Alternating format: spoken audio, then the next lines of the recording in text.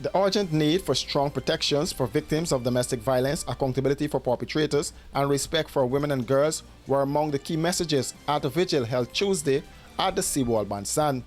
The event honored 6 women and girls who lost their lives to domestic violence in the first 2 months of the year. Rights activist Vidurada Kisoon emphasized the importance of implementing systems to safeguard victims and ensure justice is served. We kept doing this thing of naming names and doing the vigils and so for the woman who died and even for the woman who survived.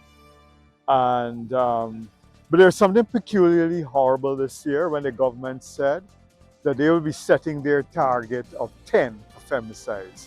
And this is a particularly horrible statement from the government, which makes no sense. That really and truly, this is not what government is supposed to do. You don't do that. You're making sure that you provide accessible services for citizens and let people know.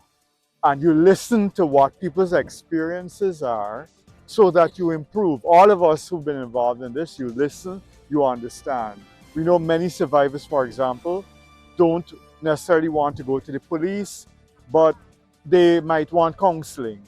Christine Samaru, the founder of Breadfruit Collective and one of the organizers of the event, said violence is not acceptable, adding that there needs to be a discussion on domestic violence.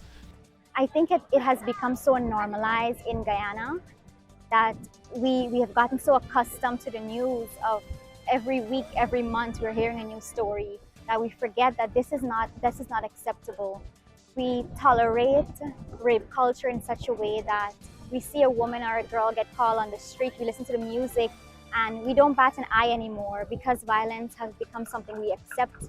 However, I think it's time for us to say no more. Enough is enough. We have faced enough of this type of violence. And I think as citizens, we must realize that within our Constitution, it protects women and girls.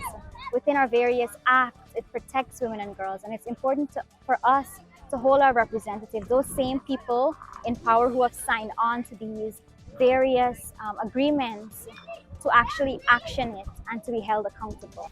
Ashley Abraham said it is important for persons to know and recognize the signs of domestic abuse and seek help immediately. I would say find someone that you can trust. Let them know what the situation is. Understand that sometimes love is not enough. You need to pay attention to people's actions. But I also have a message to the men. Men, you are more than just your fists.